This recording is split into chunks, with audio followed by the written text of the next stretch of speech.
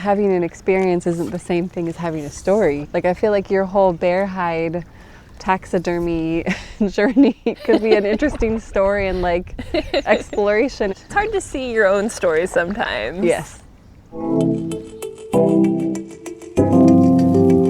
That's me, your host, Aislyn Greene, in a canoe. And me, Nikki Galteland, your trusty producer.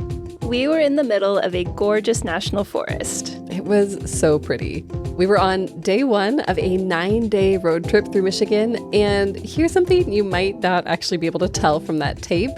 At this point, Nikki and I didn't know each other that well. Yeah, we had worked together for a couple of years, but I was a freelancer. I only came on at a FAR full-time this year. So we set off as basically friendly strangers. It was really kind of an ambitious trip for that kind of a new colleagueship, right? Like 9 days, one rental car. Yep. So obviously, we started learning things about each other right away. I learned that Aislyn studied French, so she had an edge with some of the local Michigan name pronunciations. And I learned that Nikki once spent a month of high school tanning a bear hide, as you do.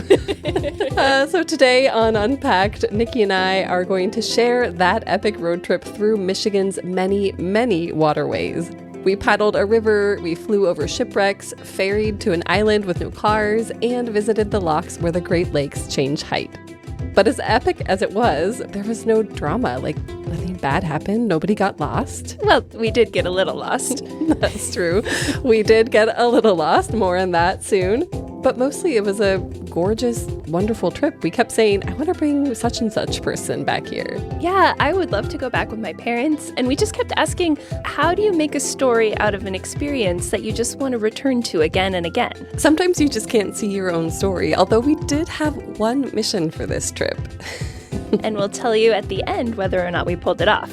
We kind of didn't pull it off. Aislyn! I know.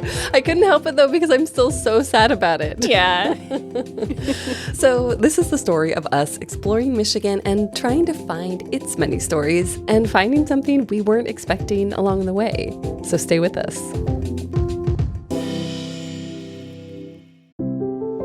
Like sand on the shoreline, Michigan's lakes have the power to shape us. Because the ripples we leave behind, all that joy, wonder, and love, will always come back to us. And while we change with the seasons, those feelings never do. They just grow stronger across 2 peninsulas and endless freshwater lakes and rivers. So dive into the waters of pure Michigan and find your season at michigan.org. This episode is brought to you by Accenture. When your advertising operations fall out of sync, everything else follows. Spotify and Accenture are working together to reinvent the rhythm of ad sales, using automation, analytics, and smarter workflows to simplify campaign delivery and access better data across the business. The result? Less time spent on operations, more time connecting brands with the moments and fandoms that matter most. Learn more at accenture.com/Spotify. Our itinerary was straightforward, but it was definitely not simple. We set out from Detroit, and the goal was to drive counterclockwise around the mitten, following the waters. Yes, listeners, Michigan's Lower Peninsula is shaped like a mitten, you may be aware. So your hand kind of becomes a handy built-in map that you or locals can use to point out where you are in the state. Yes, we wanted to drive the palm.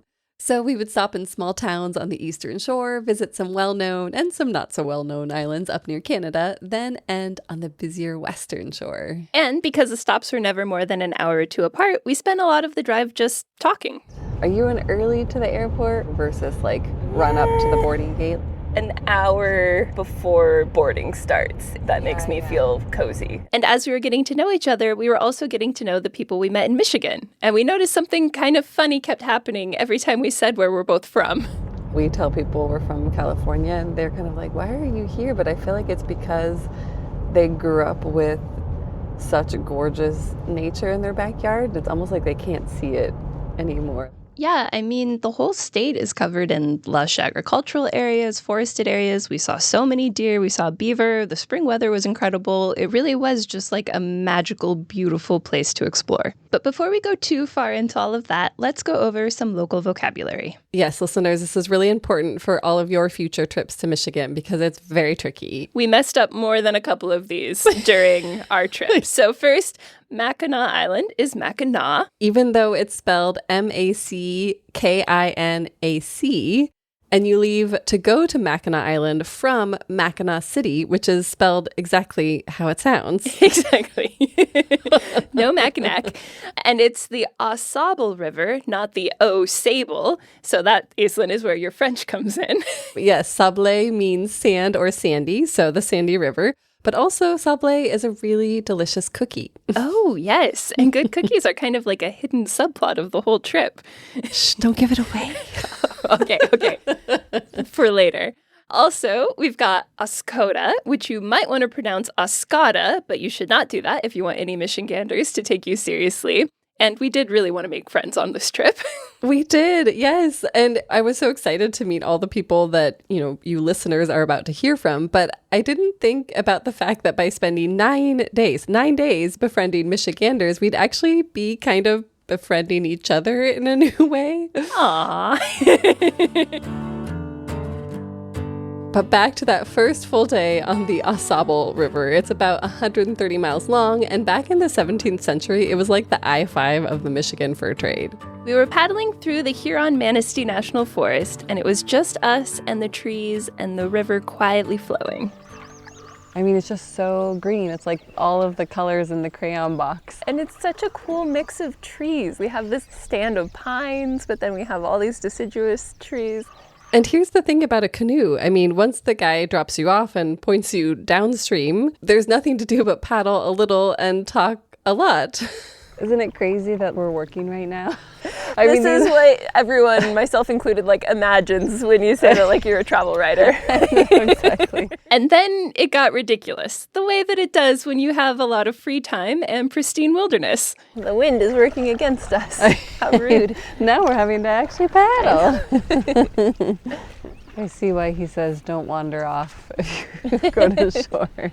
Would you really get lost when there's this giant river? You wouldn't be able to find the river again? Oh, that's a good point. I haven't tested myself on it. That's probably exactly the attitude that would get me lost forever. Are you going to test that out? Just drop me off here, see if I can find my way back to the canoe rental office. I have 2 Go Macro bars I can send with you. What's that reality show? Naked and yeah, Afraid. Naked and Afraid. You'd be denim clad and feeling okay. Yeah, exactly. Denim clad and overconfident. That's my flag that they'll put up under my name. It'd be my whole personality for the show. Amazing.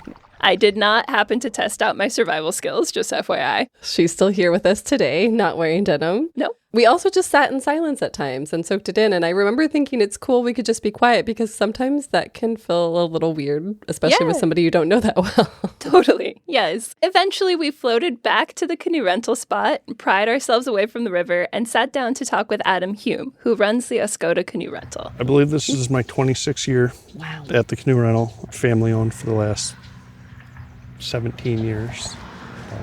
Do you remember the first time you were in a canoe?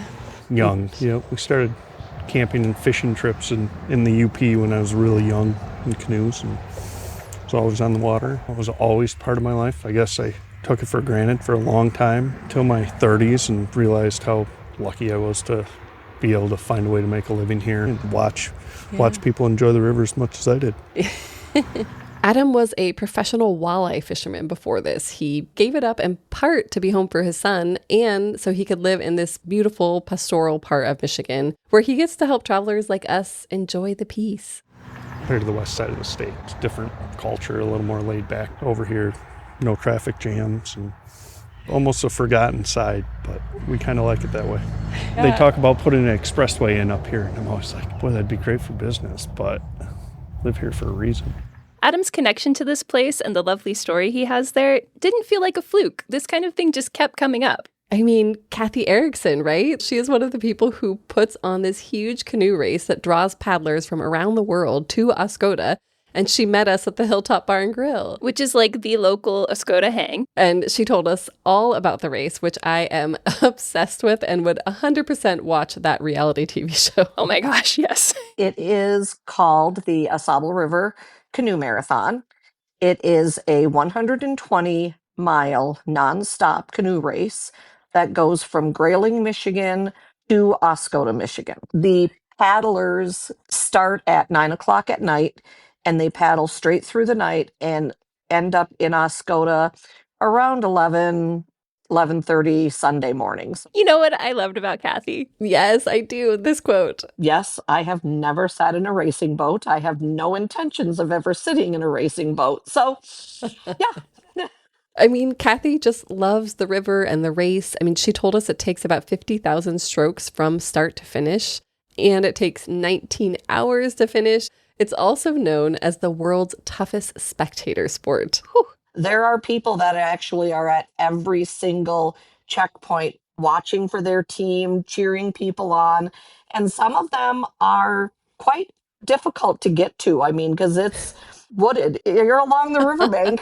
I think people don't realize that once you see the excitement behind it, it's something that just kind of gets in your blood. And you either want to be involved or you want to help out or you want to watch it every year. I was so taken with it that I'm going to go back and do a whole story on the marathon this year. Actually, it starts on July 25th. Nikki, you want to join? Yes, but maybe I'll just meet you at the finish line.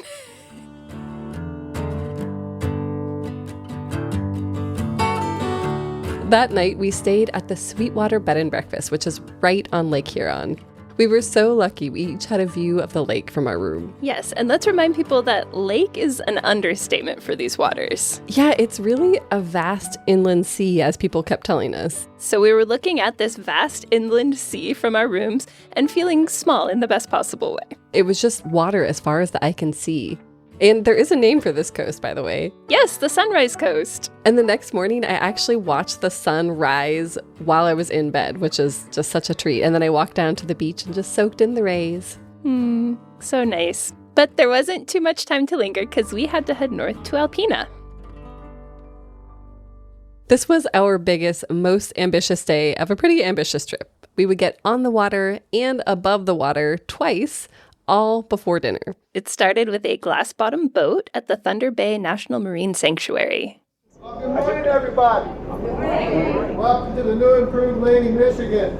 Our captain was Richard Biffle. It is such a great name. And Captain Biffle invited us onto the bridge so that we could see the map of all the shipwrecks we'd see that day. So we'll go up there, then we're going to come back down, and we're going to see the end right here. On a clear day, which it should be really clear over there, you can see the whole boat. It's the largest of the shipwrecks that we have.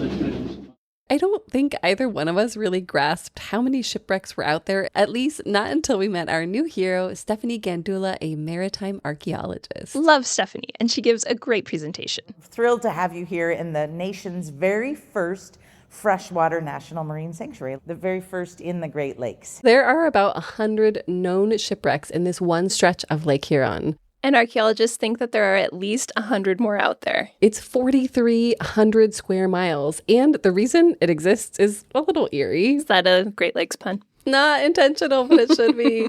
Any guesses on why so many shipwrecks here in the Great Lakes? You can shout out your answers. Weather, fog, somebody said fog. So weather indeed. I like to say they don't call it Thunder Bay for nothing. The Great Storm of 1913 took 12 freighters to the bottom of the lake, and over 250 sailors lost their lives. Stephanie said another reason was the shallow rocky shoals where boats would try to ride out bad weather, and I have a sinking feeling about this, Aislyn. Wait, I can't believe you wrote that bad joke and just made me say it. I had the keyboard. So yes, they would sink. Another reason was that the Great Lakes were just so busy. I mean, ships were much smaller than the freighters we use today, so there were way more of those ships out on the lakes, and basically they'd crash into one another. I think we were both blown away by how amazingly well-preserved they are, and that's because of the cold, fresh water. That is a wooden schooner that sank in 1875. That's what it looks like yet today with those masts, those wooden masts still standing upright. So the preservation possible here in the Great Lakes is really second to none around the world. And here's a fun fact about Stephanie. She's from Montana. A woman who grew up inland and now works underwater. And she said something that really stuck with me. We hearken back to that famous Jacques Cousteau quote, people will protect what they love. And how do you love something if you can't connect to it and access it and understand it? And so accessibility is very much key. She said it a couple different times in a couple different ways, but, we protect what we love, and you can't love something you haven't experienced, right? Oh, gosh, I didn't know we were going to get so philosophical about it. I mean, there's just something about being on the water, right? You have to get philosophical when you're reckoning with the sea. That's very true. And so after a day of peering down at shipwrecks, we did, I think, the best thing ever. That is the sound of our 1975 Cessna 172. It's this tiny yellow plane that was flown by a guy who learned to fly in the same building we were about to take off from. I got my first license in this building. Oh, in that airplane. That's really cool. In that same airplane? Same exact airplane. Our pilot's name was Jared, and Aislyn, you rode up front as his co-pilot. Were you scared? You were so kind to let me have that seat, and I was scared. I was really just like, it's going to be fine. It's going to be great. But the plane was so small. I mean, it's smaller than the average size car now. And Jared was very calmly telling us how fast we were about to go. Top ground speed today, we'll probably see about 150 miles an hour. And the slowest speed we'll see while we're flying over the shipwrecks is probably around 100. We can fly lower, slower, and we can really get up close and personal with a lot of these ships, of course, with, safety in mind as well. Very cool. So, okay. All right, are we ready? And we're ready. All right, let's fly. Do it. We don't have much tape of what we were seeing from the plane because even though it's very small, it makes a huge amount of noise. But it was so, so cool. I mean, it was just such a special way to see the lake, especially since we'd been down there. Like, the water looks like the Caribbean. It's so clear. And then there would be these outlines of shipwrecks. Yeah, exactly. Like you said, they were the same shipwrecks we had just seen a couple of hours before from the boat. Yeah. We also flew over these sinkholes, and you can see the color of the water change and how, it sort of gets muddy and then clear and then, really deep blue. And just imagining how deep that goes, I think is very fun. And it really helps you understand, that water is such an important part of the Michigan story. So, such a cool day. And then, because cruising on the water and air wasn't quite enough for us, we also climbed a lighthouse. And this is the 5th tallest lighthouse on the Great Lakes, but it's the tallest one the public can climb and actually go out on that catwalk. It's 113 feet high, has 130 steps, and it's like going up a 10-story building. So that voice you just heard, that is the innkeeper at the new Presqu'île Lighthouse. Not to be confused with the old Presqu'île Lighthouse, which we also visited. Yes, and you rang the huge bell that people around all of Michigan heard that day, I think.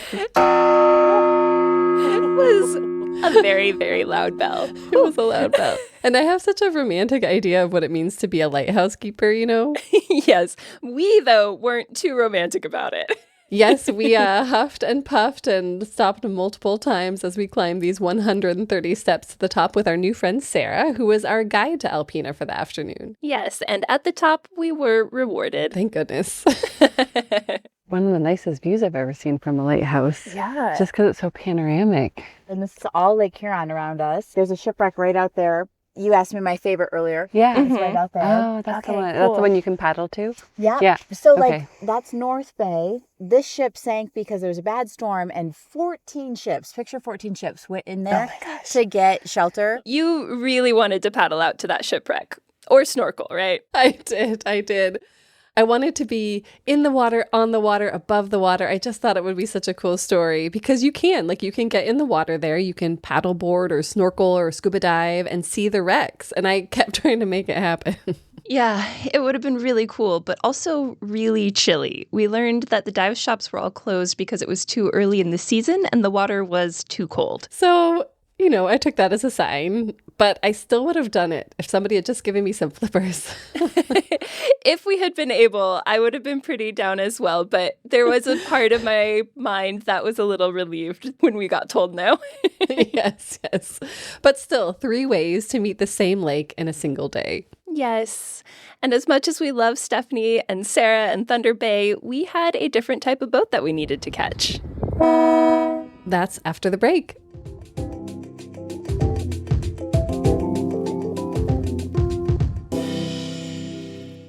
Welcome to Unpacking the World, brought to you by Pure Michigan. I'm your Unpacked host, Aislyn Greene, and one of my favorite places to spend a summer week is Michigan. I was introduced to the beauty of the state years ago by one of my best friends who got married at her husband's family lake house near Traverse City. But it's not just the beautiful beaches, the water, the outdoors that have drawn me back time and time again. There's also a fresh, exciting wine scene here and incredible culinary innovation to match. And on a recent road trip through the state with our producer, Nikki, we got a delicious taste. My name is Rudy Schaefer. I am the winemaker here at DeBlond Vineyards, which is in the southwest corner of Lake Michigan Shore AVA, located in the state of Michigan. Rudy and I are standing outside looking out at DeBlond's 45 acres of vines and its tasting room, which looks like the world's most glamorous barn. Picture elegant metal siding and floor-to-ceiling windows. And it goes without saying that we have a glass of wine in hand. Can we start by having you tell us what we're drinking? You have the unoaked Chardonnay, which is a Chablis style. Obviously, it's not oaked, but we do make an oaked version of Chardonnay. But in the summertime, we sell a lot of our unoaked Chardonnay. It's crisp, refreshing. Yes. It's a good palate cleanser, especially on a warm day. Rudy tells me that the region we're in is one of Michigan's 5 American viticulture areas. There are the northern AVAs, like Old Mission Peninsula and Tip of the Mitt, and there you'll find varietals like Chardonnay, Riesling, and Pinot Noir. But down here in the southwest, which is right along the lake, you'll find all of those varietals and so much more. The first grapes were planted here in 2009, a little bit of Pinot Noir, and I started in 2012. So about 14 years ago. And then I've been planting grapes almost every year since. We did plant another acre this year of Sauvignon Blanc, making that our 18th varietal. Okay. That range is thanks to the winery's location near Lake Michigan, which keeps the region warmer and provides a longer growing season. In fact, this AVA has a lot in common with one you've probably heard of before. We're getting close to the 42nd parallel here, which is right on par with Burgundy.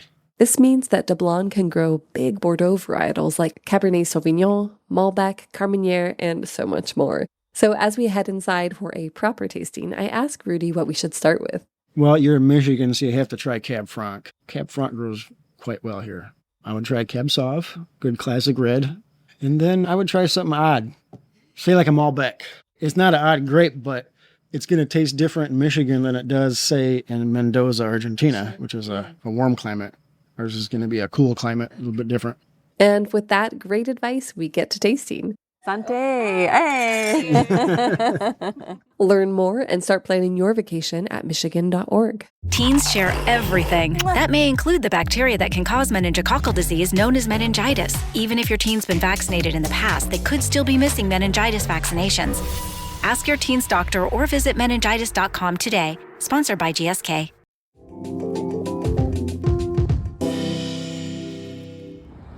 If the captain has pointed out the areas on the top deck that are taking on spray, they know what they're talking about, and you will get wet. So we're just pulling into Mackinac Island. There's a strong smell of hay that just hit us, which is pretty cool. Lots of horses on the side. Excited to see the horse-drawn carriages. I'm excited to get on a bike and go find some fudge. Yes. We'd arrived on our first island, Mackinac. It's one of Michigan's most popular spots, and it is completely carless. You arrive by ferry, and everyone moves by horse or bike or their own 2 feet. It's so charming. It is. All these beautiful flower baskets, and those real tulips. Wow. Those are amazing. Yeah. I feel like we're in a movie right now. Like we're doing a backlot tour through a set. Right? Yeah. And we're entering Americana. Yeah.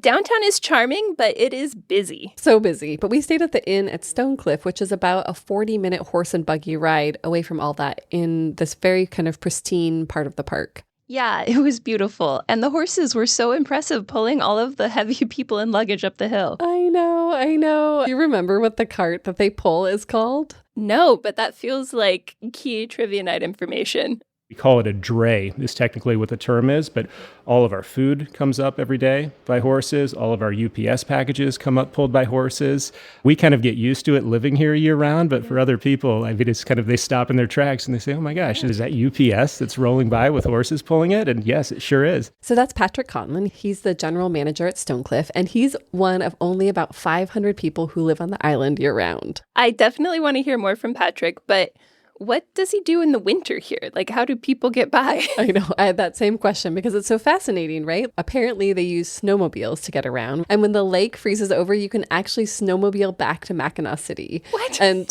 I know, which I want to do someday. So can I play you one of my favorite quotes from Patrick? Of course. The summer's so busy and it's just like go, go, go, go, go. And there's people everywhere, which is great. We love it. But then the winter comes and it's like everything just stops. Like it's dead quiet. You could shoot a bowling ball down Main Street without hitting anyone. And yeah, it changes rapidly. So listeners, I got that little gem because I went on a tour of the property while Nikki worked in her room and got to sample the cookies they give you on arrival. Oh my gosh, they were so good. And that, Aislyn, is when you learned that I like oatmeal cookies with chocolate and sea salt. What an obscure new fun fact. Yes. It was so obscure that I had now forgotten it until you reminded me just at this moment. But while Nikki was eating her cookies and Patrick and I were wandering around the huge lawn and the orchard, he shared his path to the island. One summer when I was in college, I started working for Shepler's, the ferry company.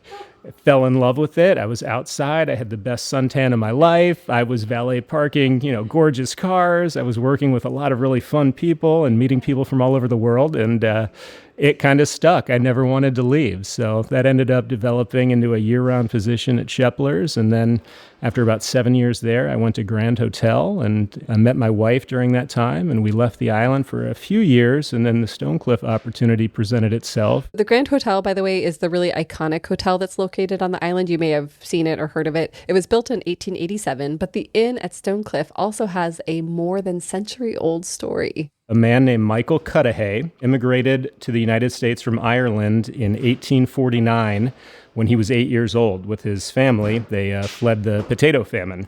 And he started working for a meat packing house when he was 14 years old. He was making $6 a week. His brothers eventually joined him at that job. And then in 1890, he and his brother John founded the Cudahy Packing Company in Chicago.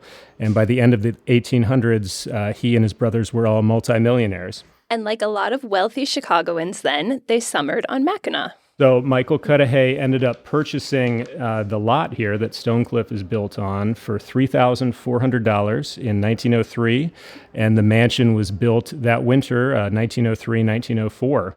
Michael died a few years after that, and the mansion changed hands a few times. And here's where it gets a little wild. It ended up selling to a televangelist minister whose name was Rex Humbard.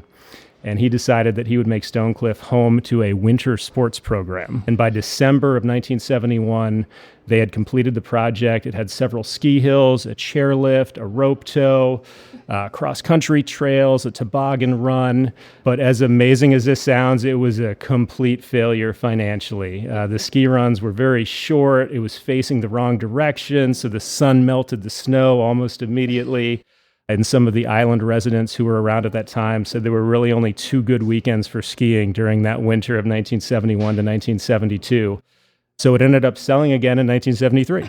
I'm not much of a skier. I actually had never thought about factoring in the sun that way. I know, same. In 2000, it changed hands again, hopefully for the final time. Bill Pulte Sr. and Dr. Michael Bacon purchased the mansion, and that was when it was renamed the Inn at Stonecliff. And then in 2021, Stonecliff became completely owned by the Pulte Family Charitable Foundation. And they took on a very ambitious renovation project. The hotel was closed from 2022 to 2024. The renovation is a big part of why it feels the way it does now. The part I kept admiring was the landscaping. There are like lots of lovely trillium in the forest, and then tulips in full bloom in all the garden beds. And there's a big grassy lawn with a view of the water and a giant American flag. It all felt sort of like the postcard idea of a wholesome American summer. That's such a perfect way to describe it. And the mansion itself, it kind of stops you in your tracks. I mean, I remember being in our horse and buggy and pulling up out front and just seeing this huge gabled building painted all white with these gorgeous stained glass windows. And then you walk out back and there's this lawn with a view of Lake Huron. And yeah, it was a little hard to leave, to be honest. Very peaceful. Plus, the hotel, which has 52 rooms, by the way, it gives back in a really cool way. So the Inn at Stonecliff falls under the category of a humanitarian hotel that the Pulte Family Charitable Foundation owns. All of our profits go back to charities. So, by staying here, you're helping fun soup kitchens in Detroit to villages in Africa. And this may be my favorite part. There's a candy cart that they roll out every night at 7:04, which is 1904 military time because the mansion was built in 1904. So, this island is full of tourists, but it's also full of surprises. Like the many fudge and ice cream shops? Yes. I did ask Patrick about fudge. You get off the boat and you can smell fudge and fresh air. There are a lot of different fudge companies downtown where you can go in and get free samples at each one. I won't name my favorite because I'll probably make enemies in the process, but they're all really good. You don't want to make enemies with the chocolate people. And we needed to stock up on chocolate because our next stop was a little bit more off the grid. Yeah, should we start with the gas station? Oh my gosh, we were so confused.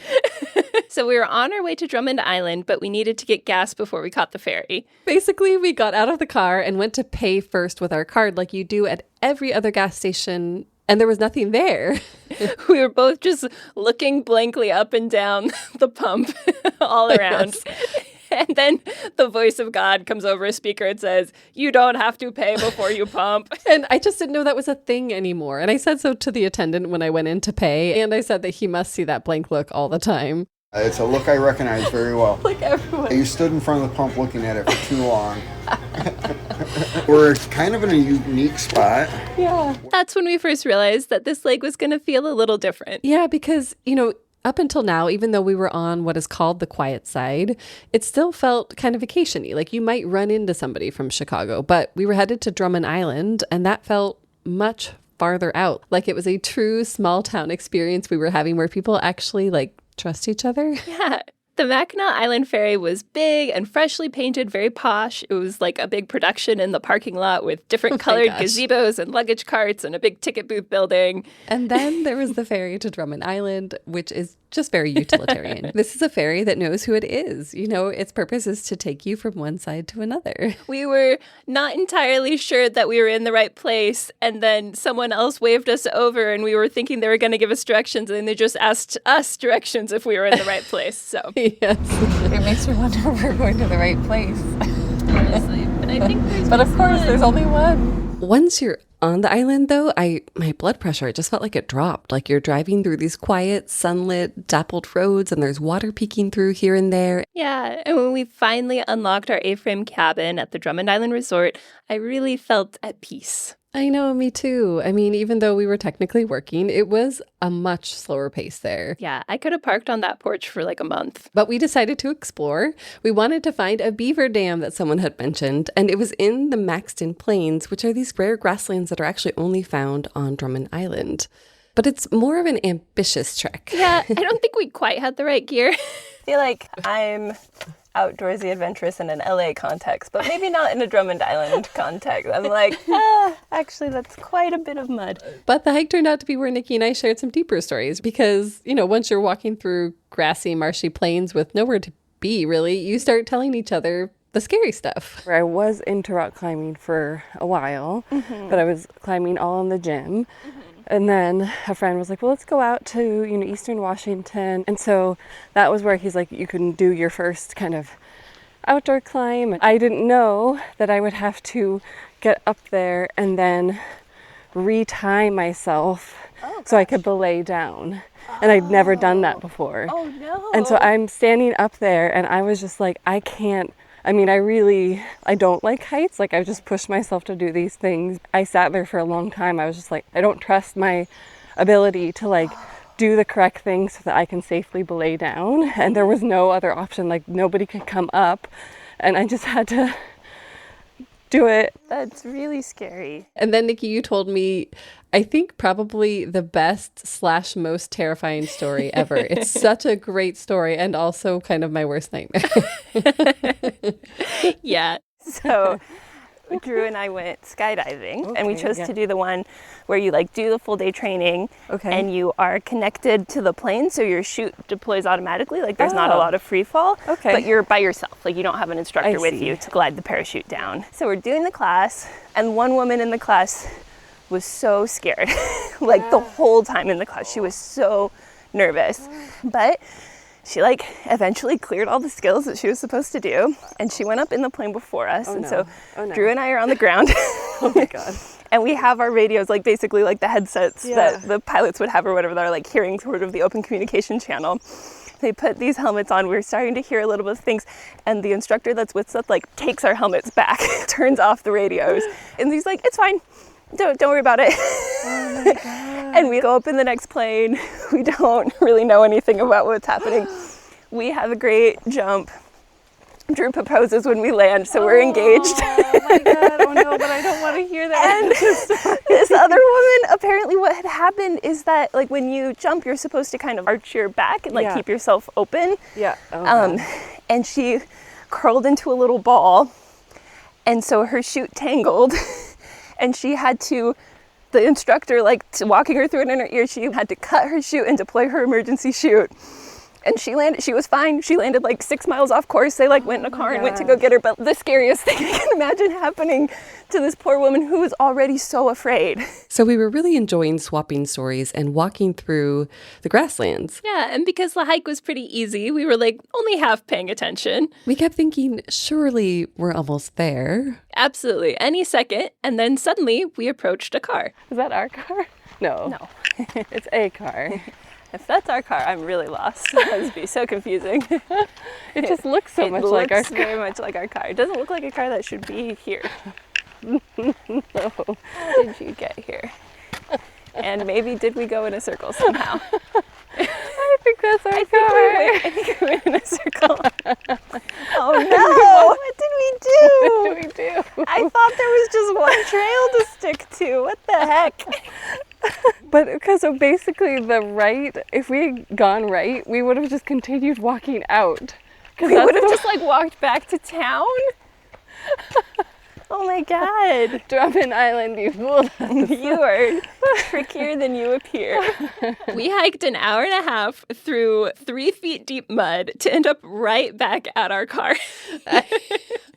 It just still makes me laugh because it was such a pretty hike. And at first you were like, there's just no way. That can't be our car. I was stunned. Yes, I wish we could have watched ourselves from above, just like blithely wandering way off trail. Oh, it was so good. But it was kind of beautiful. Like maybe it represented the whole trip where we're searching for something big and wind up right back where we started, but a little different. Yeah, I think the wrong turn was kind of the point. But as much as we loved Drummond Island, and we really did, we had wine to taste at a place called Mobby, which is on the Leelanau Peninsula, and it's named for the founder, Larry Mobby. This is Mobby Sparkling Wine. We are, I believe now at this point, the oldest winery in operation on this peninsula. 53 years old now. We make exclusively sparkling style wine. There's a cider thrown in there, but it's got bubbles, so it counts. Very nice cider, yeah. That's Emily. We sat outside with her at tables overlooking the vines and learned that she, naturally, used to sell collector car insurance. Really? I know, so it's quite a pivot. I have a good friend who was in the wine industry here. She asked me one day if I could come and help on a weekend day. She's like, all you have to do is pour a little welcome pour and check a name off of a list, and it's a lot of fun. And I had a blast. I was hooked immediately. Emily explained why Michigan, of all places, makes great bubbles. Sparkling wine needs those cooler temperatures in order to have enough acidity in the fruit to make good sparkling. You need a lot of acidity. With our climate, with where we fall on the map, we're kind of right along the 45th parallel. So he was like, I think we can make world-class sparkling wine.